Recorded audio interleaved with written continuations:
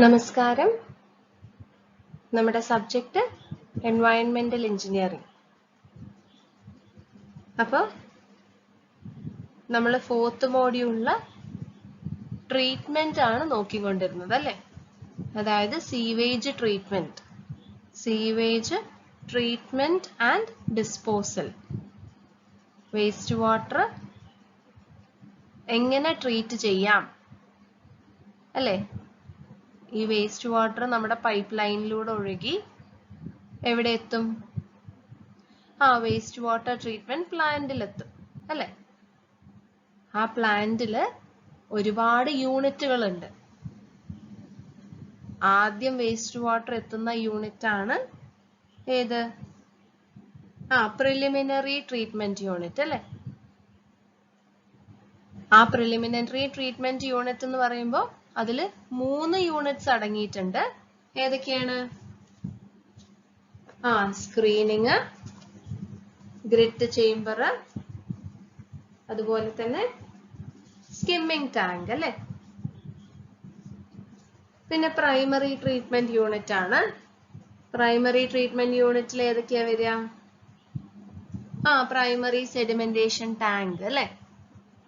അത് വിത്ത് കൊയാഗുലേഷൻ ആവാം, without coagulation ആവാം. ആ വേസ്റ്റ് വാട്ടറിൽ അടങ്ങിയിട്ടുള്ള പാർട്ടിക്കിൾസ് അതിനനുസരിച്ചാണ് നമ്മൾ ഏത് ടൈപ്പ് സെഡിമെന്റേഷൻ വേണം എന്നുള്ളത് സെലക്ട് ചെയ്യുന്നത്. പിന്നെ അത് കഴിഞ്ഞ് നമ്മൾ സെക്കൻഡറി ട്രീറ്റ്മെന്റ് യൂണിറ്റുകളെ കുറിച്ച് നോക്കി അല്ലേ? അതായത് ട്രിക്ലിംഗ് ഫിൽറ്റർ, എന്താ നമ്മുടെ ആക്ടിവേറ്റഡ് സ്ലഡ്ജ് പ്രോസസ്, ASP അല്ലേ? ASP എന്ന് പറയാൻ ആക്ടിവേറ്റഡ് സ്ലഡ്ജ് പ്രോസസ്. പിന്നെ അതുപോലെ അവിടെ നടക്കുന്ന എന്തൊക്കെ പ്രോസസ് ആണ് നമ്മൾ നോക്കിയത്? നമ്മുടെ സാൻഡ് ഫിൽറ്റേഴ്സിനെ കുറിച്ച് നോക്കി അല്ലേ? ഇന്റർമിറ്റന്റ് സാൻഡ് ഫിൽറ്റർ, അതുപോലെ കോണ്ടാക്ട് ബെഡ്,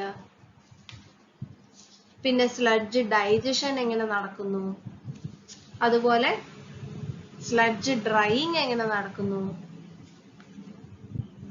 പിന്നെ നമ്മൾ എങ്ങനെ സ്ലഡ്ജ് ഡിസ്പോസ് ചെയ്യും അല്ലെ? സ്ലഡ്ജ് ഡിസ്പോസലിന്റെ നമ്മൾ കഴിഞ്ഞ ക്ലാസ്സിൽ കുറെ മെത്തേഡ്സ് നോക്കിയതാണ്. ട്രീറ്റ് ചെയ്തതിന് ശേഷം ആ സ്ലഡ്ജ് നമ്മൾ ഡിസ്പോസ് ചെയ്ത് കളയും അല്ലെ? അപ്പൊ എങ്ങോട്ടേക്കാ നമുക്ക് ഡിസ്പോസ് ചെയ്യാം? ഒന്നെങ്കിൽ സോയിലിലേക്ക് ഡിസ്പോസ് ചെയ്യാം അല്ലെ? സോയിലിൽ സ്പ്രെഡ് ചെയ്യാം. അല്ലെങ്കിൽ ലഗൂണിങ്. ലഗൂൺ എന്ന് വെച്ചാൽ ഒരു എർത്ത് മെയ്ഡ് ഒരു പിറ്റ് പോലെ അല്ലെ? ഒരു കുഴി, ഒരു പോണ്ടൊക്കെ പോലെ. എന്നിട്ട് നമ്മുടെ വേസ്റ്റ് വാട്ടർ ആ പോണ്ടിലേക്ക് അല്ലെങ്കിൽ ലഗൂണിലേക്ക് നമ്മൾ ഒഴുക്കി വിടും. കുറച്ചു കാലം അത് അതിനുള്ളിൽ തന്നെ വെച്ച് തനിയെ അത് ഡീകമ്പോസ് ആവും. ഡീകമ്പോസ് ആയതിനു ശേഷം അത് അവിടുന്ന് ഉപയോഗിക്കാതെ വെച്ച് അത് ഡ്രൈ ചെയ്യിക്കും. അപ്പൊ അതിലത്തെ വെള്ളമൊക്കെ വറ്റി ആ ഡ്രൈ സോളിഡ് നമ്മൾ ഫെർട്ടിലൈസർ ഒക്കെ ആയി ഉപയോഗിക്കും. ഓക്കെ. പിന്നെ അതുപോലെ ഡംപിങ് അല്ലെ? ഡംപിങ് എന്ന് വെച്ചാൽ വേസ്റ്റ് കൊണ്ടുപോയിട്ട് കൂമ്പാരാക്കി ഇടുക അല്ലെ? പിന്നെ അതുപോലെ സാനിറ്ററി ലാൻഡ്ഫിൽസ്, കുഴി കുഴിച്ച് വേസ്റ്റ് അതിലിട്ട് മൂടുക. ആദ്യം ഒരു ലെയർ വേസ്റ്റ് ഇട്ട് പിന്നെ മണ്ണ് വെച്ച് മൂടി, ഒരു ചെറിയ ലെയർ മണ്ണ് വെച്ച് മൂടുക. അതിന് മുകളിൽ വീണ്ടും വേസ്റ്റ് ഇടുക, വീണ്ടും മണ്ണ് വെച്ച് മൂടുക. ഓക്കെ, അങ്ങനെ ഒരു ലാൻഡ്ഫിൽ ഉണ്ടാക്കുക. അതും അല്ലെങ്കിൽ ഡ്രൈയിങ് ബെഡിന്റെ മുകളിൽ വെച്ച് ഡ്രൈ ചെയ്തെടുക്കുക. അല്ലെങ്കിൽ ആർട്ടിഫിഷ്യലി നമ്മളൊരു ഹീറ്റ് സപ്ലൈ ചെയ്തുകൊണ്ട് ഡ്രൈ ചെയ്യുക. അതും അല്ലെങ്കിൽ ഈ വേസ്റ്റ് കത്തിച്ച് കളയുക, ഇൻസിനറേഷൻ അല്ലെ? ഇൻസിനറേഷൻ. ഇനി അതൊന്നും അല്ലെങ്കിൽ ഓഷ്യനിലേക്ക് തള്ളുക അല്ലെ? സീയിലേക്കൊക്കെ ഒരുപാട് നമ്മുടെ ഈ ഇൻഡസ്ട്രിയൽ എഫ്ലുവൻസ് ഒക്കെ ട്രീറ്റ് ചെയ്തതിന് ശേഷം കളയാറുണ്ട്. പക്ഷേങ്കിൽ ഇപ്പൊ അത് റെക്കമെൻഡ് ചെയ്യുന്നില്ല. കാരണം നമുക്കറിയാമല്ലോ അല്ലെ, ഒരുപാട് വേസ്റ്റ് ഒക്കെ പുഴയിലും അതുപോലെ കടലിലൊക്കെ തള്ളിയിട്ട് ഇപ്പൊ എല്ലാം പൊല്യൂട്ടഡ് ആണ്. അതുകൊണ്ട് ഇപ്പൊ അങ്ങനെ വേസ്റ്റ് വാട്ടർ സോഴ്സിലേക്ക് കളയാൻ അത്ര ആ ഒരു പെർമിഷൻ ഇല്ല. ഓക്കെ, അപ്പൊ ഇതാണ് പല മെത്തേഡ്സ് ഓഫ് സെക്കൻഡറി ട്രീറ്റ്മെന്റ് അല്ലെ. ഇനി നമുക്ക് നോക്കാനുള്ളത്, നിങ്ങൾക്ക് ടെറിഷ്യറി ട്രീറ്റ്മെന്റിനെ കുറിച്ച് പഠിക്കാനില്ല, കാരണം അത് അഡ്വാൻസ്ഡ് ട്രീറ്റ്മെന്റ് മെത്തേഡുകളാണ്. ഓക്കെ, ഇനി നിങ്ങൾക്കുള്ളത് കുറച്ച് മിസലേനിയസ് ട്രീറ്റ്മെന്റ്സ് ആണ്.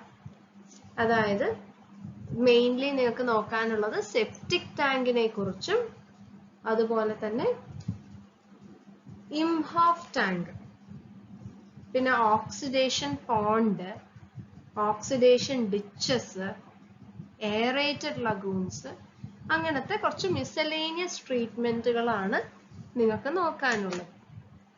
ഓക്കെ, അപ്പൊ നമുക്ക് ഓരോ ട്രീറ്റ്മെന്റിലേക്ക് കിടക്കാം. അപ്പൊ മിസലേനിയസ് ട്രീറ്റ്മെന്റ് മെത്തേഡ്സ് ആണ് നിങ്ങൾക്ക് ഇനി നോക്കാനുള്ളത്. അതിൽ മെയിൻ ആയിട്ട് പറയുന്നത് രണ്ട് കാര്യങ്ങളാണ്. ഒന്ന് സെപ്റ്റിക് ടാങ്കും പിന്നൊന്ന് ഇംഹോഫ് ടാങ്കും. ഓക്കെ,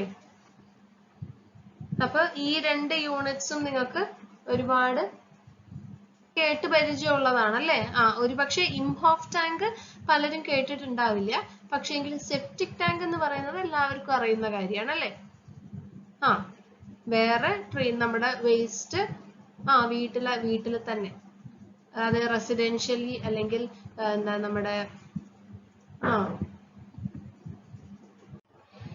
നമ്മുടെ വീടുകളിലൊക്കെ കൊടുക്കുന്ന സംവിധാനമാണ് സെപ്റ്റിക് ടാങ്ക് അല്ലേ. അതായത് നമ്മളൊരു സെപ്പറേറ്റ് യൂണിറ്റ് ഉണ്ടാക്കും വീട്ടിലൊക്കെ, വീടിനോട് ചേർന്നുകൊണ്ട് ഒരു സെപ്പറേറ്റ് യൂണിറ്റ് ഗ്രൗണ്ടിനടിയിൽ ഉണ്ടാക്കും. എന്നിട്ട് ടോയ്ലറ്റ് വേസ്റ്റ് ആണ് മെയിൻ ആയിട്ട് നമ്മൾ സെപ്റ്റിക് ടാങ്കിലേക്ക് കൊടുക്കുന്നത് അല്ലെ. ഓക്കെ, എന്നിട്ട് അതിലുള്ള സോളിഡ്സ് എല്ലാം ഡെപ്പോസിറ്റ് ആയി എഫ്ലുവൻസ് നേരെ പോകുന്ന വേറൊരു യൂണിറ്റ് ഉണ്ട്. അത് നിങ്ങൾ പണ്ട് S3-ലൊക്കെ പഠിച്ച BPD പഠിച്ചിട്ടുണ്ടല്ലോ, ബിൽഡിംഗ് പ്ലാനിങ് ആൻഡ് ഡ്രോയിങ്. അതിൽ നിങ്ങളൊക്കെ സെപ്റ്റിക് ടാങ്ക് ഡിസൈൻ ചെയ്തതായിരിക്കും അല്ലെ. അപ്പൊ ആ സെപ്റ്റിക് ടാങ്കിന്റെ കൂടെ തന്നെ വേറൊരു യൂണിറ്റ് കൂടെ ഉണ്ട്, സോപ്പ് പിറ്റ്. കേട്ടിട്ടുണ്ടല്ലോ അല്ലെ. ഈ സോപ്പ് പിറ്റിലാണ് സെപ്റ്റിക് ടാങ്കിൽ വരുന്ന വാട്ടർ എഫ്ലുവൻസ് മുഴുവൻ പാസ് ചെയ്യുന്നത്. ഓക്കെ, എന്നിട്ട് ആ വെള്ളം ട്രീറ്റ് ചെയ്യുന്നത് സോപ്പ് പിറ്റിൽ വെച്ചാണ്. ഓക്കെ, അതും പറയാം. പിന്നെ വരുന്ന ഒന്ന് ഇംഹോഫ് ടാങ്ക് ആണ്. ഇംഹോഫ് ടാങ്ക് എന്ന് പറഞ്ഞാൽ അതിന്റെ ഒരു പ്രത്യേകത അതിന്റെ ഷേപ്പിൽ തന്നെയാണ്. ഒരു ഹോപ്പർ ബോട്ടം ആണ് കൊടുക്കുക. ഓക്കെ, ബാക്കി നമുക്ക് ഡിസ്കസ് ചെയ്യുമ്പോൾ പറഞ്ഞു തരാം. അപ്പൊ നമുക്ക് സെപ്റ്റിക് ടാങ്ക് എന്താന്ന് ആദ്യം നോക്കാം. Septic tank, widely used in semi-urban areas like small group of houses, institutional buildings, hostels and isolated buildings where water carriage system and treatment plant is not available or feasible. അപ്പൊ നമ്മൾ ഈ ഒരു septic tank സംവിധാനം കൊടുക്കുക എവിടെയാണ്? നമ്മുടെ വീട്ടിലൊക്കെ അല്ലെ, ഗ്രൂപ്പ് ഓഫ് ഹൗസസ് വീടുകളിൽ കൊടുക്കാം, പിന്നെ അതുപോലെ ഇൻസ്റ്റിറ്റ്യൂഷണൽ ബിൽഡിങ്സിൽ കൊടുക്കാം, ഹോസ്റ്റൽസ്, പിന്നെ ഐസൊലേറ്റഡ് ആയി നിൽക്കുന്ന വീടുകള്, ഇവിടെയൊക്കെ നമ്മൾ സെപ്റ്റിക് ടാങ്ക് കൊടുക്കും അല്ലെ. അതായത് ഈ ഒരു വേസ്റ്റ് നമുക്ക് ട്രീറ്റ്മെന്റ് പ്ലാന്റിലേക്ക് അയക്കാൻ പറ്റാത്ത സാഹചര്യം ഉള്ളിടത്തൊക്കെ നമ്മൾ കൊടുക്കുന്നതാണ് ഈ സെപ്റ്റിക് ടാങ്ക്. അപ്പൊ ഈ സെപ്റ്റിക് ടാങ്കിൽ 4 ഓപ്പറേഷൻസ് ആണ് പറയുന്നത്. ഏതൊക്കെയാണോ 4 ഓപ്പറേഷൻസ്? ഒന്ന് സെഡിമെന്റേഷൻ ഓഫ് സെറ്റിലബിൾ സോളിഡ്സ്. അപ്പൊ ആദ്യം നമ്മുടെ സെപ്റ്റിക് ടാങ്കിൽ നടക്കുന്ന ഓപ്പറേഷൻ എന്താണ്? വലിയ വലിയ പാർട്ടിക്കിൾസ് എല്ലാം താഴോട്ട് സെറ്റിൽ ഡൗൺ ചെയ്യും. അതിനുശേഷം anaerobic digestion of settled sludge. അപ്പൊ അടിഞ്ഞു കൂടിയ സോളിഡ് പാർട്ടിക്കിൾസ് എല്ലാം അനൈറോബിക്കലി ഡൈജസ്റ്റഡ് ആവും അല്ലെ. എന്താണ് anaerobic digestion? In the absence of oxygen അങ്ങനെ ഉള്ള ബാക്ടീരിയാസ്, എങ്ങനെ ഓക്സിജൻ വേണ്ടാത്ത ബാക്ടീരിയാസ്, അത് അവരാണ് അനൈറോബിക് ബാക്ടീരിയ. അപ്പൊ ഈ അനൈറോബിക് ബാക്ടീരിയാസ് എന്ത് ചെയ്യും? നമ്മുടെ അടിഞ്ഞു കൂടിയ ആ സോളിഡ് പാർട്ടിക്കിൾസിനെ ഡീകമ്പോസ് ചെയ്യും. ഓക്കെ. അതിനുശേഷം storage of digested sludge for a long period of about 1 to 5 years depending on the design. എന്നിട്ട് നമ്മളൊരു 1 to 5 കൊല്ലം വരെ ഈ സെപ്റ്റിക് ടാങ്ക് അനക്കാതെ വെക്കും. Soakage of liquid effluent from septic tank into the ground through soakage pits in which partial oxidation of dissolved and colloidal organic matter is done aerobically. അപ്പോൾ ഇതിന് ഞാൻ നേരത്തെ പറഞ്ഞതുപോലെ ഈ സെപ്റ്റിക് ടാങ്കിൽ താഴോട്ട് അടിഞ്ഞു കൂടുന്ന സോളിഡ് പാർട്ടിക്കിൾസ് അല്ലാതെ മുകളിൽ നിൽക്കുന്ന ആ ഒരു ലിക്വിഡ് നേരെ പോകുന്നത് സോക്കേജ് പിറ്റിലേക്കാണ് അല്ലെ. സോക്കേജ് പിറ്റിൽ എന്താ നടക്കുന്നത്?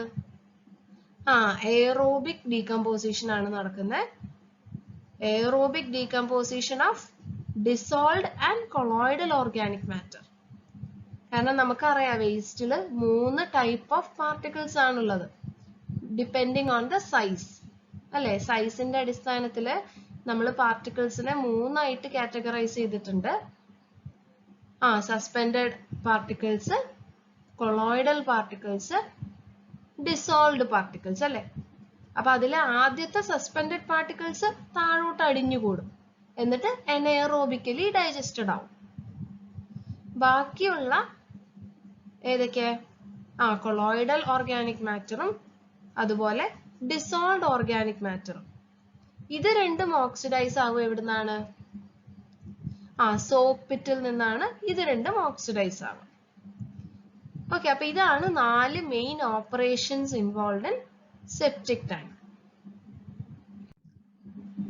അപ്പൊ ഈ ഒരു സെപ്റ്റിക് ടാങ്കിന്റെ കൺസ്ട്രക്ഷൻ ആൻഡ് ഓപ്പറേഷണൽ ഡീറ്റെയിൽസ് നമുക്കൊന്ന് നോക്കാം. It is a single chambered masonry or concrete rectangular tank with a watertight concrete floor at the bottom. അപ്പോ എന്താണ്? ഒരൊറ്റ ചേംബർ ആണ് അല്ലെ. സെപ്റ്റിക് ടാങ്ക് എന്ന് പറഞ്ഞാൽ ഒരു റെക്ടാങ്കുലാർ ടാങ്ക് ആണ് with a water tight concrete floor. അപ്പൊ താഴെ നമ്മളൊരു കോൺക്രീറ്റ് ഫ്ലോർ ആണ് കൊടുത്തിട്ടുള്ളത്. ഈ ഫിഗർ എല്ലാവരും ഒന്ന് നോക്കൂ കേട്ടോ. അപ്പൊ താഴെ നമ്മൾ കോൺക്രീറ്റ് ഫ്ലോർ ആണ് കൊടുക്കുന്നത്. പിന്നെ ഇതൊരു റെക്ടാങ്കുലാർ ടാങ്ക് ആണ് അല്ലെ. Inside of the tank is provided with a watertight plastering, preferably mixed with waterproofing material. അപ്പോൾ ഈ ടാങ്കിന്റെ ഉൾഭാഗത്ത് നമ്മൾ എന്ത് ചെയ്യും? ഒരു പ്ലാസ്റ്ററിങ് ചെയ്യും അല്ലെ. നമ്മൾ സിമെന്റ് മോർട്ടാർ ഒക്കെ വെച്ചൊന്ന് തേച്ചു കൊടുക്കില്ലേ, അതിനെയാണ് പ്ലാസ്റ്ററിങ് എന്ന് പറയുക അല്ലെ. അപ്പൊ അതുപോലെ ഒരു വാട്ടർ പ്രൂഫിംഗ് മെറ്റീരിയൽ വെച്ച് നമ്മളൊന്ന് തേച്ചു കൊടുക്കും, നമ്മളൊരു ലൈനിങ് ഒക്കെ കൊടുക്കുന്നത് പോലെ. ഓക്കെ. കാരണം വെള്ളം പുറത്തേക്ക് ഒഴുകാതിരിക്കാൻ വേണ്ടിയാണ്. It consists of an inlet pipe, outlet pipe of T section or ordinary pipes with inlet and outlet baffles so as to avoid scum to enter into the pipes. അപ്പൊ ഈ ഒരു ടാങ്കിന് നമ്മൾ ഇൻലെറ്റ് പൈപ്പും കൊടുക്കും, ഔട്ട്ലെറ്റ് പൈപ്പും കൊടുക്കും അല്ലെ. വെള്ളം, അതായത് വേസ്റ്റ് വാട്ടർ അകത്തേക്ക് കിടക്കാനും അതുപോലെ ട്രീറ്റ് ചെയ്തതിന് ശേഷം പുറത്തേക്ക് ഒഴുക്കാനും വേണ്ടി ഇൻലെറ്റും ഔട്ട്ലെറ്റ് പൈപ്പും കൊടുക്കും. ഓക്കെ. പിന്നെ അതുപോലെ നമ്മൾ കൊടുക്കുന്ന ഒരു യൂണിറ്റ് ആണ് ബാഫിൽസ് എന്ന് പറയുന്നത്. കണ്ടില്ലേ ബാഫിൽ? അത് നമ്മൾ കഴിഞ്ഞ ഏതൊക്കെ സെഡിമെന്റേഷൻ ടാങ്കിന്റെ ഡിസൈനിലൊക്കെ കണ്ടതാണ് അല്ലെ. ഈ ഒരു ബാഫിൽ വാള്, ഇതാണ് സെപ്റ്റിക് ടാങ്കിന്റെ പ്ലാൻ വ്യൂ. കണ്ടില്ലേ? ഒരു റെക്ടാങ്കുലാർ ടാങ്ക്. സിമ്പിൾ ആണ്, കൺസ്ട്രക്ഷനിൽ വളരെ സിമ്പിൾ ആണ്. റെക്ടാങ്കുലാർ ടാങ്ക്, അതിന്റെ ഇൻലെറ്റ് പൈപ്പ്, ഔട്ട്ലെറ്റ് പൈപ്പ്. പിന്നെ ഈ ടാങ്കിന് കുറുകെയായി നമ്മളൊരു ബാഫിൽ വാൾ കൊടുക്കുന്നുണ്ട്. ഓക്കെ.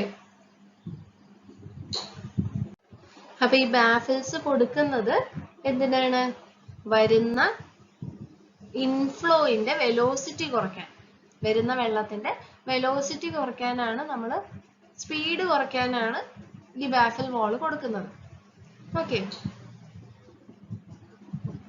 പിന്നെ അതുപോലെ തന്നെ as to avoid scum to enter into the pipe, അതായത് ഈ ഫ്ലോട്ടിംഗ് മാറ്റർ ഒക്കെ ഇവിടെ തന്നെ തടഞ്ഞു നിന്ന് ഈ ഉള്ളിലേക്ക് കയറാതെ ഇവിടെ തന്നെ തടഞ്ഞു നിർത്താൻ വേണ്ടി കൂടെയാണ് നമ്മൾ ആ ഒരു ബാഫിൽ വാൾ, ഒരു തടസ്സം കൊടുക്കുന്നത്. Top of the tank is closed with RCC slab and provided with a manhole. അപ്പോൾ നമ്മുടെ ടാങ്കിന്റെ മുകൾ ഭാഗം RCC സ്ലാബ് വെച്ച് നമ്മൾ അടയ്ക്കും. പിന്നെ അതുപോലെ എന്താണ്, ഒരു മാൻഹോളും കൊടുക്കും. മാൻഹോൾ എന്താണ്? മാൻഹോള് നമ്മൾ കഴിഞ്ഞ ക്ലാസ്സിലൊക്കെ കണ്ടതാണ് അല്ലെ, മാൻഹോൾ. ഒരു ഇൻസ്പെക്ഷൻ ചേംബർ, ഒരാൾക്ക് ഇറങ്ങി ഇൻസ്പെക്ട് ചെയ്യാൻ പറ്റുന്ന ഒരു സ്പേസ്, അതാണ് മാൻഹോൾ അല്ലെ. അപ്പൊ അങ്ങനെ ഒരു മാൻഹോളും പ്രൊവൈഡ് ചെയ്യും. ഓക്കെ, ഒരു മാൻഹോൾ കൊടുക്കും. ഇപ്പൊ അതായത് ഇതാക്കണ്ടില്ലേ, ഈ സ്ലാബിന് ഇവിടെ ഒരു സ്പേസ് കൊടുത്തിട്ടുണ്ട് നമ്മള്, ഈ 10 എന്ന് എഴുതിയത്, ഇതാണ് മാൻഹോൾ. ഓക്കെ, ഒരാൾക്ക് താഴെ ഇറങ്ങി നോക്കാൻ പറ്റുന്ന സംവിധാനം. It's also provided with a vent pipe for a sufficient height to allow the gases produced in the tank to escape into the atmosphere. പിന്നെ അതുപോലെ നമ്മൾ വെന്റ് പൈപ്പ് കൊടുക്കും.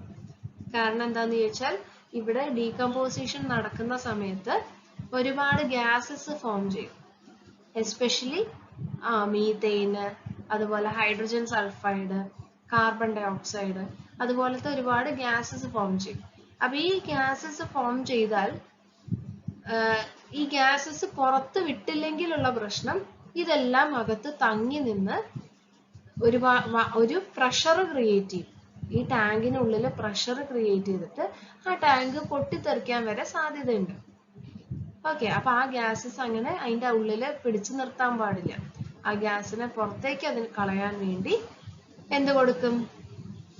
നമ്മള് വെന്റ് പൈപ്സ് കൊടുക്കും. Minimum width of the tank is 1 meter so as to allow man to enter for cleaning. പിന്നെ അതുപോലെ ടാങ്കിന്റെ minimum നമ്മൾ കൊടുക്കുന്ന വിഡ്ത്ത്, റെക്ടാങ്കുലർ ടാങ്ക് അല്ലേ, അപ്പൊ ടാങ്കിന് മിനിമം 1 മീറ്റർ വിഡ്ത്ത് എങ്കിലും കൊടുക്കണം. എന്നാലേ നമ്മൾ ഈ കൊടുക്കുന്ന മാൻഹോളിലൂടെ ഒരാൾക്ക് താഴേക്ക് ഇറങ്ങാൻ സാധിക്കും. Sewage from the urinals and water closets is allowed into the tank and detained for about 12 to 24 hours, during which period the settleable fecal matter is sedimented in the tank. അപ്പൊ എന്താണ്, നമ്മുടെ ടോയ്ലറ്റ് വേസ്റ്റ് ഒക്കെ ഈ ടാങ്കിൽ വന്നിട്ട് ഒരു ദിവസം അനക്കാതെ വെക്കും. അപ്പോൾ അതിലുള്ള സോളിഡ് പാർട്ടിക്കിൾസ് എല്ലാം താഴോട്ടേക്ക് അടിഞ്ഞുകൂടും. ഓക്കെ, അപ്പൊ അങ്ങനെയാണ് ഇതിന്റെ കൺസ്ട്രക്ഷൻ, ടാങ്കിന്റെ കൺസ്ട്രക്ഷൻ. ഇനി നമുക്ക് ഫിഗർ ഒന്ന് നോക്കാം. കാരണം നിങ്ങൾക്ക് ക്വസ്റ്റ്യൻ പേപ്പറിൽ ചിലപ്പോൾ പറയാ ഈ സെപ്റ്റിക് ടാങ്ക് എക്സ്പ്ലെയിൻ ചെയ്യാൻ, അതും വിത്ത് ഫിഗർ ആണ് എക്സ്പ്ലെയിൻ ചെയ്യാൻ ചോദിക്കുക. ഓക്കെ, സെപ്റ്റിക് ടാങ്കിന്റെ കൺസ്ട്രക്ഷൻ ഒക്കെ വളരെ എളുപ്പമാണ്. ഓക്കെ, വെറും ഒരു റെക്ടാങ്കുലർ ടാങ്ക്, ഒരു 2 pipe, inlet pipe outlet pipe കാണിക്കുക, പിന്നെ അതുപോലെ ഒരു ബാഫിൽ വാള് കാണിക്കുക. ഇതാണ് പ്ലാൻ വ്യൂ. ഈ ചിഹ്നം എന്താ സൂചിപ്പിക്കുന്നത്? ഇങ്ങനെ സ്ലാഷ് ഇട്ടിരിക്കുന്നത് എന്താണ്? അതൊന്നുമില്ല, ഈ ടാങ്ക് ബ്രിക്ക് വെച്ചാണ് ഉണ്ടാക്കിയിട്ടുള്ളത് എന്നുള്ളതാണ് കാണിക്കുന്നത്. ഓക്കെ, ബ്രിക്ക് മേസൺറിയുടെ സിമ്പൽ ആണല്ലേ. പണ്ട് നിങ്ങൾ സയൻസ് ആൻഡ് സിമ്പിൾസ് ഒക്കെ പഠിച്ചിട്ടില്ലേ? അതില് ഈ ഒരു സ്ലാഷ് കാണിക്കുന്നത് ബ്രിക്ക് മേസൺറി. ഓക്കെ, പിന്നെ ഇതിന്റെ സെക്ഷണൽ വ്യൂ ആണ് ഈ കാണുന്നത്. താഴെ കോൺക്രീറ്റ്, കോൺക്രീറ്റ് ഫൗണ്ടേഷൻ ഉണ്ട്, പിന്നെ റെക്ടാങ്കുലർ ടാങ്ക് ഉണ്ട്. ഇവിടെ ഉള്ളിൽ ഒരു പ്ലാസ്റ്ററിങ് കൊടുത്തിട്ടുണ്ട്, ഇൻസൈഡ് പ്ലാസ്റ്ററിങ്, അതും വാട്ടർ പ്രൂഫ് പ്ലാസ്റ്ററിങ് ആണ്. പിന്നെ ഇതാണ് ബാഫിൽസ് അല്ലെ, ഇത് മാൻഹോള്, വെന്റ് പൈപ്പ്.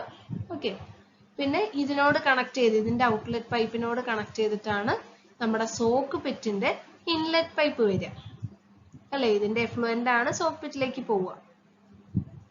ഓക്കെ, അപ്പൊ വളരെ സിമ്പിൾ ആയിട്ടുള്ള ഒരു കൺസ്ട്രക്ഷൻ ആണ് സെപ്റ്റിക് ടാങ്കിന്റെ.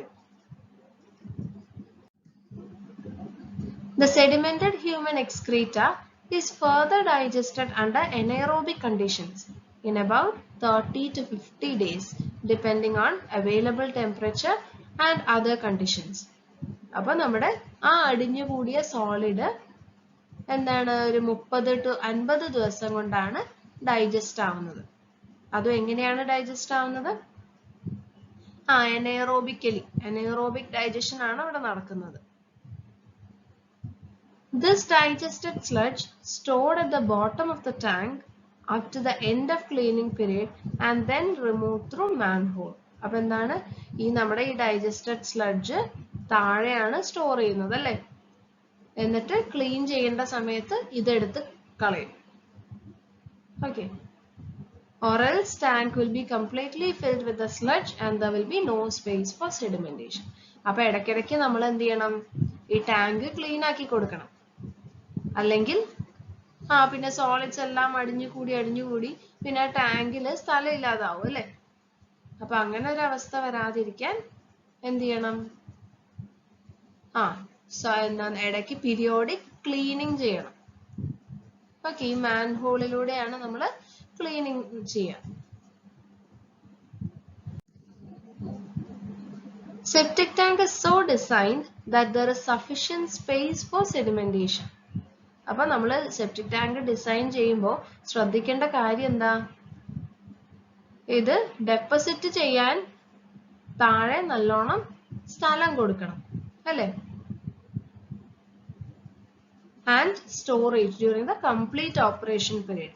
അപ്പൊ കംപ്ലീറ്റ് ഓപ്പറേഷൻ പീരീഡിൽ, അതായത് അടുത്ത തവണ ക്ലീൻ ചെയ്യുന്നത് വരെ സ്റ്റോർ ചെയ്യാനുള്ള നമ്മുടെ വേസ്റ്റ് സ്റ്റോർ ചെയ്യാനുള്ള സ്ഥലം ഈ ഒരു സെപ്റ്റിക് ടാങ്കിൽ ഉണ്ടായിരിക്കണം.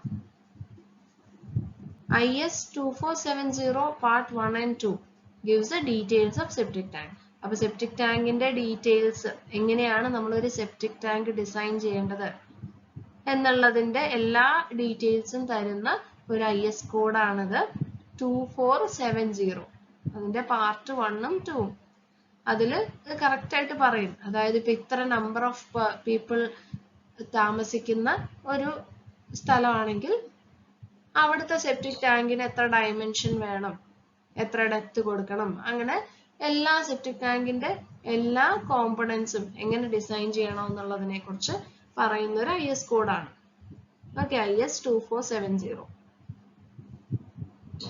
Effluent of the tank contains about 60 to 70% of BOD and hence should be treated and then disposed. അപ്പൊ നമ്മുടെ ഈ ഒരു സെപ്റ്റിക് ടാങ്കിൽ ഈ അടിഞ്ഞുകൂടിയ വേസ്റ്റിന് പുറമെ ലിക്വിഡ് വേസ്റ്റ് ഉണ്ട് അല്ലെ? ഈ ഒരു ലിക്വിഡില് ഒരു 60 to 70% BOD ഉണ്ട്. ഓക്കെ, അത് ഡൈജസ്റ്റഡ് ആയിട്ടില്ല, അതിപ്പോഴും ആ വെള്ളത്തിൽ അതുപോലെ തന്നെ കിടക്കും. എന്താണ് BOD? ബയോകെമിക്കൽ ഓക്സിജൻ ഡിമാൻഡ് അല്ലെ? അതായത് എത്രത്തോളം ഓർഗാനിക് മാറ്റർ ആ വെള്ളത്തിലുണ്ട് എന്നുള്ളത് സൂചിപ്പിക്കുന്ന വാക്കാണ് BOD. ഓക്കെ, അപ്പൊ ആ ഒരു BOD 60 to 70% ഇപ്പോഴും ഈ ഒരു വെള്ളത്തിലുണ്ട്, എഫ്ലുവന്റിലുണ്ട്. അപ്പൊ അത് ട്രീറ്റ് ചെയ്യാൻ വേണ്ടിയാണ് നമ്മൾ എന്ത് ചെയ്യുന്നത്? ഈ ഒരു വെള്ളം പിന്നെ നമ്മള് സോപ്പ് പിറ്റിലൊക്കെ കൊണ്ടുപോകുന്നത്. അപ്പൊ നമുക്ക് പല മെത്തേഡ്സിൽ അത് ചെയ്യാം. ഒന്നെങ്കിൽ സോപ്പ് പിറ്റ് ഉപയോഗിച്ച് ചെയ്യാം, അല്ലെങ്കിൽ ലീച്ചിങ് സെസ്പൂൾ, അല്ലെങ്കിൽ subsurface irrigation, employing absorption field method. എന്താണ് സബ്സർഫസ് ഇറിഗേഷൻ? നമ്മുടെ ഭൂമിന്റെ അടിയിൽ കൊടുക്കുന്ന ഇറിഗേഷൻ. ഓക്കെ, അതായത് നമ്മുടെ പൈപ്പ് ഈ വലിയ പാടത്തൊക്കെ ക്രോപ്സിന് അതിന്റെ റൂട്ടില് നമ്മൾ പൈപ്പ് ഇടും, എന്നിട്ട് ഡ്രിപ്പ് ഇറിഗേഷൻ ഒക്കെ കൊടുക്കും. അപ്പൊ എന്ത് ചെയ്യും? വെള്ളം നേരെ ആ ഒരു ചെടിയുടെ റൂട്ടിലേക്ക് തന്നെയാണ് എത്തുക. ഓക്കെ, അതാണ് സബ്സർഫസ് ഇറിഗേഷൻ. അപ്പൊ അവിടെ ഒരു എന്താ മെച്ചാന്ന് ചോദിച്ചാൽ ഇവാപറേഷൻ ലോസസ് ഒന്നും ഉണ്ടാവില്ല മറ്റേ നമ്മൾ ഭൂമിയുടെ മുകളിൽ നമ്മൾ വെള്ളം സപ്ലൈ ചെയ്യുന്ന സമയത്ത് ഒരുപാട് വെള്ളം ഇവോപ്പറേറ്റ് ചെയ്ത് പോവാൻ സാധ്യതയുണ്ട്. പക്ഷെ ഇതുപോലെ സബ്സർഫസ് ഇറിഗേഷൻ കൊടുക്കുമ്പോൾ അങ്ങനെ പോവാനുള്ള സാധ്യത കുറയും. ഓക്കെ, അപ്പൊ കംപ്ലീറ്റ്ലി നമ്മൾ കൊടുക്കുന്ന വെള്ളം ആ ചെടിക്ക് തന്നെ കിട്ടും. ഓക്കെ, അപ്പൊ അങ്ങനത്തെ ഇറിഗേഷനിലൂടെയൊക്കെ നമുക്ക് ഈ ഒരു വെള്ളം ഡിസ്പോസ് ഓഫ് ചെയ്യാം. അപ്പൊ അതാണ് സെപ്റ്റിക് ടാങ്കിനെ കുറിച്ച് പറയാനുള്ളത്. ഇനി നമുക്ക് അതിന്റെ അടുത്ത യൂണിറ്റ് ആയ സോക്ക് പിറ്റിനെ കുറിച്ച് നോക്കാം. It is a circular or square pit of sufficient dimensions. Minimum dia 1 meter and depth 1.5 meter. അപ്പൊ നമ്മുടെ സോക്ക് പിറ്റ് എങ്ങനെയാണ്?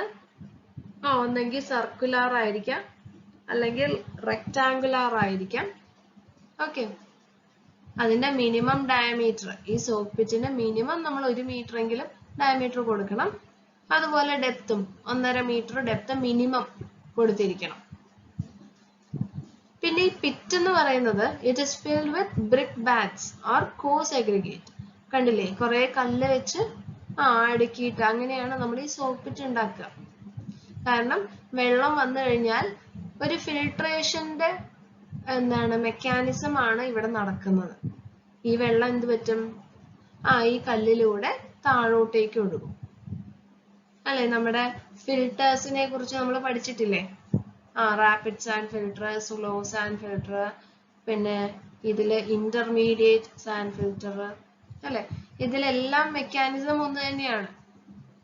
ഈ ഫിൽറ്റർ ഈ ബെഡില് എന്തുണ്ട്? ബാക്ടീരിയാസ് ഒക്കെ ഉണ്ടാവും. അപ്പൊ വെള്ളം താഴോട്ടേക്ക് ഒഴുകുമ്പോൾ ക്ലീൻ ആയി വരും അല്ലെ?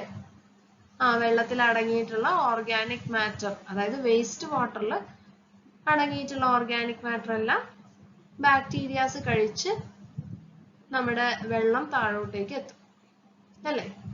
അപ്പൊ അതേ കാര്യം തന്നെയാണ് സോക്ക് പിറ്റിൽ നടക്കുന്നത്. അപ്പൊ അതിനു വേണ്ടി നമ്മൾ മീഡിയ കൊടുത്തു. Pit is filled with brick bats or coarse aggregate. Effluent is applied into the pit so that the aerobic bacterial film on the surface of brick bats oxidize the dissolved organic matter. അപ്പൊ നമ്മുടെ വെള്ളത്തിൽ അടങ്ങിയിട്ടുള്ള waste വാട്ടറിൽ അടങ്ങിയിട്ടുള്ള dissolved organic matter എല്ലാം ആരാണ് oxidise ചെയ്യുക? ഈ കല്ലിന്റെ മുകളിലൊക്കെ പറ്റി പിടിച്ച് കിടക്കുന്ന ബാക്ടീരിയാസ് ഈ ഡിസോൾവ്ഡ് ഓർഗാനിക് മാറ്ററിനെ ഓക്സിഡൈസ് ചെയ്യും. Waste water then percolates into the ground and thus finally disposed. അങ്ങനെ ഈ വെള്ളം ഭൂമിയുടെ അടിയിലേക്ക് ഇറങ്ങിച്ചെല്ലും. അപ്പൊ ഭൂമിയുടെ അടിയിലേക്ക് പോകുമ്പോഴേക്കും വെള്ളം ക്ലീൻ ആയിട്ടുണ്ടാവും. Size of the pit depends on the quantity of effluent to be percolated and the permeability of the subsoil. അപ്പൊ നമ്മുടെ പിറ്റിന്റെ സൈസ് തീരുമാനിക്കുക എന്തിന്റെ അടിസ്ഥാനത്തിലാണ്? എത്രത്തോളം വെള്ളം വരാം അല്ലെ? ഇതെല്ലാം നമ്മൾ നോക്കുക. ഉണ്ടാക്കുന്ന വീട്ടില് എത്ര പേര് താമസിക്കാൻ സാധ്യതയുണ്ട്, അപ്പൊ ഒരു പോപ്പുലേഷൻ എത്രയാണ് എന്നുള്ളതിന്റെ അടിസ്ഥാനത്തിലാണ് എത്ര വേസ്റ്റ് അവിടെ വരാം എന്നുള്ളത് നോക്കി ഡിസൈൻ ചെയ്യുന്നത്. ഓക്കെ, അപ്പൊ അതിനനുസരിച്ചാണ് നമ്മൾ പിറ്റിന്റെ സൈസ് ഒക്കെ തീരുമാനിക്കുക. ഓക്കെ, അപ്പൊ അതാണ് സോക്ക് പിറ്റിനെ കുറിച്ച് പറയാനുള്ളത്.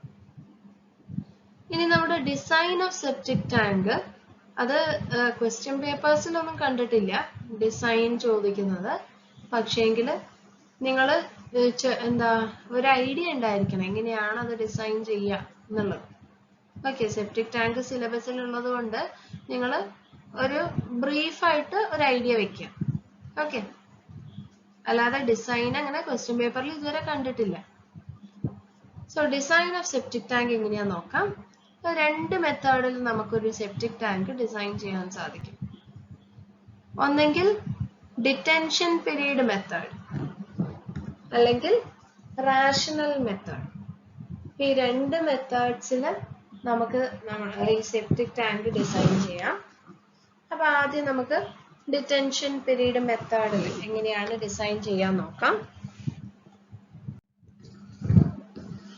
അപ്പോൾ ഈ ഡിറ്റൻഷൻ പീരീഡ് മെത്തേഡിൽ the rate of sewage flow is estimated on the basis of per capita consumption.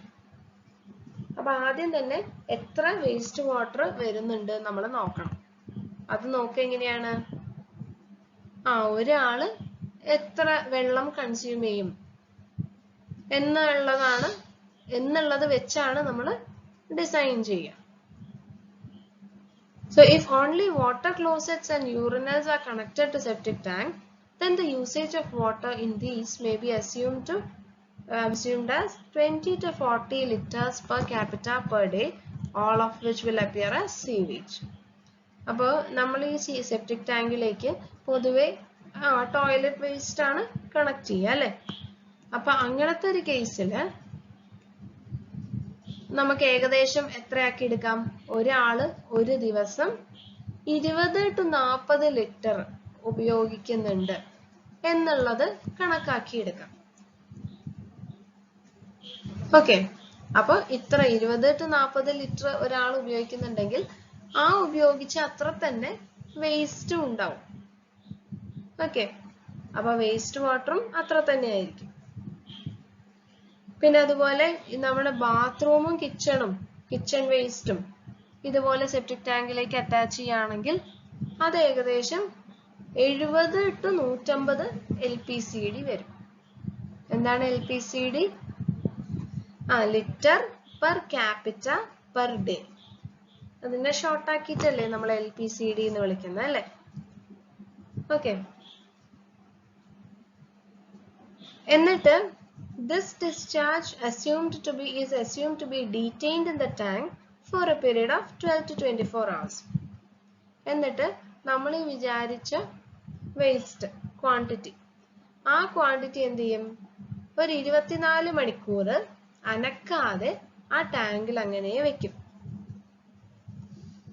Okay, അതിനെയാണ് ഡിറ്റൻഷൻ പീരീഡ് മെത്തേഡ്. ആ മെത്തേഡ് അതുകൊണ്ടാണ് പറയുന്നത്, ഡിറ്റൻഷൻ പീരീഡിന്റെ അടിസ്ഥാനത്തിലാണ് നമ്മൾ ഈ ഒരു ടാങ്ക് ഡിസൈൻ ചെയ്യുന്നത്. So space required for such detention is provided in the tank. അതായത് അത്ര നേരം നമ്മൾ ആ ഒരു വേസ്റ്റ് അതിൽ അനക്കാതെ വെക്കുകയാണെങ്കിൽ ആ ടാങ്കില് എത്ര വോള്യം വേണം, ആ ഒരു ടാങ്കിന് എത്ര സ്പേസ് നമ്മൾ കൊടുക്കണം. ഓക്കെ, അതാണ് ഡിറ്റൻഷൻ പീരീഡ് മെത്തേഡ്. ഇനി അടുത്തത് റാഷണൽ മെത്തേഡ്. അപ്പൊ ഈ റാഷണൽ മെത്തേഡിൽ എങ്ങനെയാ നമ്മൾ സെപ്റ്റിക് ടാങ്ക് ഡിസൈൻ ചെയ്യുന്നത് നോക്കാം. Single chambered septic tank is assumed to have 3 imaginary zones. അതായത് നമ്മൾ ഒരു സെപ്റ്റിക് ടാങ്കിനെ 3 സോൺസ് ആയിട്ട് തിരിക്കുകയാണ്. ഓക്കെ, ഏതിനൊക്കെയാണ് ആ 3 സോൺ വേണ്ടത്? ആദ്യത്തത് sedimentation zone, digestion zone, storage zone.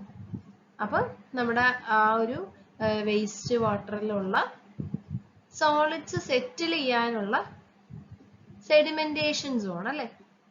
ആ സെഡിമെന്റേഷൻ സോണിലാണ് സോളിഡ്സ് എല്ലാം താഴോട്ടേക്ക് പോവാ. അത് കഴിഞ്ഞ് താഴെ എത്തിയതിനു ശേഷം എല്ലാം ഡൈജസ്റ്റ് ചെയ്യണം. അതായത് എനേറോബിക് ഡൈജഷൻ നടക്കണം. അപ്പൊ ആ എനേറോബിക് ഡൈജഷൻ നടക്കുന്നതാണ് ഡൈജഷൻ സോൺ. അതിനുശേഷം ഈ ഡൈജസ്റ്റ് ചെയ്ത സോളിഡ് പാർട്ടിക്കിൾസ് എല്ലാം കുറച്ചു കാലത്തേക്ക് സ്റ്റോർ ചെയ്ത് വെക്കണം അല്ലെ. അടുത്ത ക്ലീനിങ് വരുന്നത് വരെ സ്റ്റോർ ചെയ്ത് വെക്കണം. അപ്പൊ അതാണ് സ്റ്റോറേജ് സോൺ. അപ്പൊ അങ്ങനെ 3 സോൺസ് ആയിട്ടാണ് നമ്മൾ ഒരു സെപ്റ്റിക് ടാങ്ക് കൺസിഡർ ചെയ്യുക. Space required for these zones are calculated separately.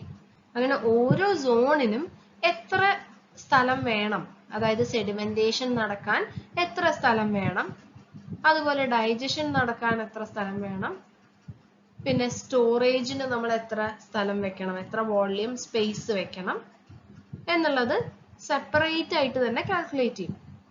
അതിനുശേഷം sum of these volumes will be the total space required for septic tank. നമ്മൾ ഈ മൂന്നും ആഡ് ചെയ്യും, സമ്മ് കാണും. ഓക്കെ, അപ്പൊ അങ്ങനെ 3 സമ്മ് കണ്ടു കഴിഞ്ഞാൽ അതായിരിക്കും നമ്മുടെ സെപ്റ്റിക് ടാങ്കിന് വേണ്ട വോള്യം. അപ്പൊ അതാണ് റാഷണൽ മെത്തേഡ് വഴി കണ്ടുപിടിക്കുന്നത്. ഓക്കെ, അപ്പൊ 2 മെത്തേഡ്സ് ആണുള്ളത്.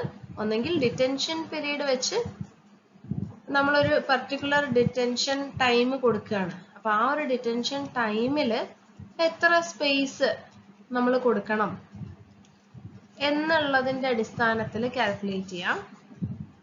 അല്ലെങ്കിൽ റാഷണൽ മെത്തേഡ് അല്ലെ, അതായത് 3 സോൺസ് ആയി ഡിവൈഡ് ചെയ്ത് ഓരോ സോണിനും എത്ര സ്പേസ് വേണം എന്നുള്ളത് കാൽക്കുലേറ്റ് ചെയ്യാം. എന്നിട്ട് 3ഉം കൂടെ അങ്ങ് ആഡ് ചെയ്യാം. ഓക്കെ, അപ്പൊ ഇങ്ങനെ 2 രീതിയിൽ നമുക്ക് കാൽക്കുലേറ്റ് ചെയ്യാൻ സാധിക്കും. അപ്പൊ അതാണ് സെപ്റ്റിക് ടാങ്കിനെ കുറിച്ച് പറയാനുള്ളത്. ഇനി അടുത്ത് നിങ്ങൾക്ക് പഠിക്കാനുള്ളത് ഇംഹോഫ് ടാങ്ക് ആണ് അല്ലെ. അപ്പൊ ഇംഹോഫ് ടാങ്ക് എന്താണ്? ഇംഹോഫ് ടാങ്ക് എന്ന് നമുക്ക് നോക്കാം. It is developed by Karl Imhoff, a German engineer, an improvement over septic tank. അപ്പൊ സെപ്റ്റിക് ടാങ്കിൽ കുറച്ച് ചെറിയ ചെറിയ മോഡിഫിക്കേഷൻസ് ഒക്കെ വരുത്തി ഒരു പുതിയ ഡിസൈൻ ഉള്ളതാണ് എന്ത്? Imhoff tank. ഈ ഇംഹോഫ് ടാങ്ക് എവിടെയാണ് ഉപയോഗിക്കുന്നതെന്ന് ചോദിച്ചാൽ, it is suitable to treat sewage of isolated colonies of population 1000 to 10,000.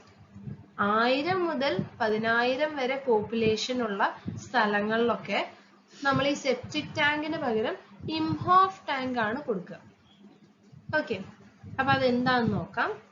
അതിന്റെ കൺസ്ട്രക്ഷണൽ ഡീറ്റെയിൽസ് ഒക്കെ നമുക്ക് നോക്കാം. ഇപ്പൊ construction and operation. It consists of 2 chambers arranged one below the other. അപ്പൊ നമ്മുടെ ഇംഹോഫ് ടാങ്കിൽ 2 ചേംബറുകളാണ് ഉള്ളത്. ഓക്കെ, ഒന്ന് മുകളിൽ ഒരു ചേംബറും ഉണ്ട്, താഴെ ഒരു ചേംബറും കൊടുക്കുന്നുണ്ട്. Upper chamber is used for sedimentation of solids and lower chamber meant for digestion and storage. അപ്പൊ നമ്മുടെ ഈ ഒരു സെക്ഷൻ നമ്മൾ എടുത്താൽ നമ്മുടെ 2 ചേംബർ ആയിട്ടാണ് തിരിക്കുന്നത്. അപ്പർ ചേംബറും ഉണ്ട്, അതുപോലെ തന്നെ ലോവർ ചേംബറും ഉണ്ട്. അപ്പൊ അപ്പർ ചേംബറിൽ എന്താ നടക്കുന്നത്? സെഡിമെന്റേഷൻ അല്ലെ, സോളിഡ്സ് ഒക്കെ സെഡിമെന്റഡ് ആവും. ഈ ലോവർ ചേംബറിൽ അത് ഡൈജസ്റ്റ് ആയി സ്റ്റോർ ചെയ്ത് വെക്കും. Bottom of the lower chamber is provided with hopper bottoms. അപ്പൊ ഈ നമ്മുടെ ലോവർ ചേംബറിന്റെ അടിഭാഗം എങ്ങനെയാണ്? ഹോപ്പർ ബോട്ടം അല്ലെ, അതായത് ഈ ഒരു കോണിക്കൽ ഷേപ്പ്, അതാണ് ഹോപ്പർ ഷേപ്പ് അല്ലെ.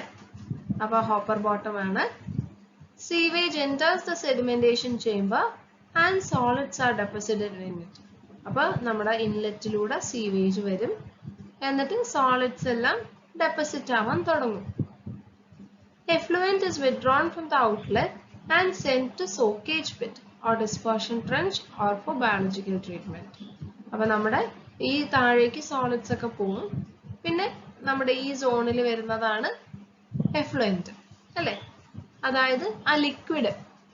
അപ്പൊ ആ ലിക്വിഡ് പിന്നെ പോകുന്നത് soak പിറ്റിലേക്കാണ്. Sludge settled in the upper chamber slides down into the digestion chamber. അപ്പൊ നമ്മുടെ ഇവിടെ എന്താ സെറ്റിൽ ചെയ്ത സ്ലഡ്ജ് എല്ലാം താഴോട്ടേക്ക് പോകും അല്ലെ, ഈ ഹോപ്പർ ബോട്ടത്തിന്റെ അടുത്തേക്ക് പോകും. Here sludge undergoes anaerobic digestion. എന്നിട്ട് അവിടെ സ്ലഡ്ജ് എന്ത് ചെയ്യും? anaerobic digestion നടക്കും.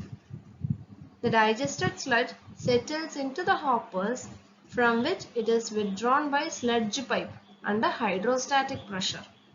അപ്പൊ ഈ കാണുന്നത് ഇതാ, ഈ ഒരു 3 എന്ന് മാർക്ക് ചെയ്തിട്ടുള്ള ഈ കാണുന്ന വെർട്ടിക്കൽ പൈപ്പില്ലേ, ഈ പൈപ്പിലൂടെയാണ് എന്ത് നമ്മുടെ ഇവിടെ അടിഞ്ഞു കൂടിയിട്ടുള്ള സ്ലഡ്ജ് എല്ലാം കളയുക. അങ്ങനെ കളയാനുള്ള പൈപ്പാണ് ഈ നടുവിൽ കൊടുത്തിട്ടുള്ളത്. ഓക്കെ, അതിന്റെ പേരാണ് sludge removal pipe. The digested sludge settles into the hoppers from which it's withdrawn by sludge pipe under hydrostatic pressure. അപ്പോൾ പ്രഷറിൽ നമ്മൾ ഈ ഒരു sludge വലിച്ചെടുക്കും.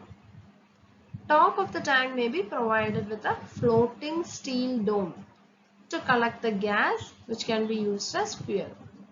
അപ്പോൾ മുകൾ ഭാഗം എന്താ ചെയ്യുക? മുകൾ ഭാഗത്ത് ഒരു ഡോം ഷേപ്പിൽ കൊടുക്കും. ക്ലോസ് ചെയ്തിട്ട്, ക്ലോസ്ഡ് ആയിരിക്കും അല്ലെ? ക്ലോസ്ഡ് ആണെങ്കിലല്ലേ നമുക്ക് അനൈറോബിക് കണ്ടീഷൻ കിട്ടുക. അപ്പോൾ നമ്മൾ എന്ത് ചെയ്യും? ക്ലോസ്ഡ് ആയി കൊടുക്കും. സോ ദാറ്റ് അവിടെ ഒരു എന്താണ്, ഫ്ലോട്ടിംഗ് സ്റ്റീൽ ഡോം ആണ് കൊടുക്കുന്നത്. അതായത് ഗ്യാസ് പ്രൊഡ്യൂസ് ചെയ്യുന്നതിനനുസരിച്ച് ഈ സ്റ്റീൽ ഡോം പൊന്തുകയും താഴെയൊക്കെ ചെയ്യും. അപ്പോൾ ആ ഒരു സിസ്റ്റത്തില് നമ്മൾ ഈ ഗ്യാസ് എന്ത് ചെയ്യും? ഗ്യാസ് നമ്മൾ ഫ്യൂവലായിട്ട് എടുക്കും. ഓക്കെ, എസ്പെഷ്യലി ഇങ്ങനത്തെ ഡൈജഷനിലൊക്കെ പ്രൊഡ്യൂസ് ചെയ്യാൻ മീതെയിൻ ഗ്യാസ് ആണ്. അപ്പൊ ഈ മീതെയിൻ ഒക്കെ നമുക്ക് ഫ്യൂവലായിട്ട് എടുക്കാം. ഓക്കെ, അപ്പൊ അതാണ് ഇംഹോഫ് ടാങ്കിന്റെ ഡിസൈൻ. സെപ്റ്റിക് ടാങ്കിന്റെ അതേ കൺസെപ്റ്റ് ആണ്, പക്ഷേങ്കിൽ ചെറിയ ഒരു കൺസ്ട്രക്ഷനിൽ ചെറിയ വ്യത്യാസം. ഓക്കെ, സെപ്റ്റിക് ടാങ്കിൽ റെക്ടാങ്കുലർ ടാങ്ക് ആണ് അല്ലേ? സിമ്പിൾ ഡിസൈൻ ആയിരുന്നു അല്ലേ? നമ്മുടെ സെക്ഷനിലും റെക്ടാങ്കുലർ വ്യൂ ആയിരുന്നു. പക്ഷേങ്കിൽ ഇംഹോഫ് ടാങ്ക് എന്ന് പറയുമ്പോൾ താഴെ ഹോപ്പർ ബോട്ടം ആണ്. പിന്നെ അതുപോലെ ഈ സ്ലഡ്ജ് ഒക്കെ റിമൂവ് ചെയ്യാൻ പ്രത്യേകം പൈപ്പ്സും കൊടുക്കും. ഓക്കെ, അതാണ് ഒരു വ്യത്യാസം. പിന്നെ അതുപോലെ കുറച്ച് കൂടുതൽ ആൾക്കാർ നിൽക്കുന്ന സ്ഥലമാണെങ്കിൽ, അതായത് ഒരു 1000 to 10,000 റേഞ്ചിൽ ആൾക്കാരുണ്ടെങ്കിൽ, പോപ്പുലേഷൻ ഉണ്ടെങ്കിൽ, അവിടെ നമ്മൾ കൊടുക്കുക ഇംഹോഫ് ടാങ്ക് ആണ്. ഓക്കെ ഓക്കെ, അപ്പൊ നമുക്ക് ഇനി ബാക്കി അടുത്ത ക്ലാസ്സിൽ എടുക്കാം. Thank you.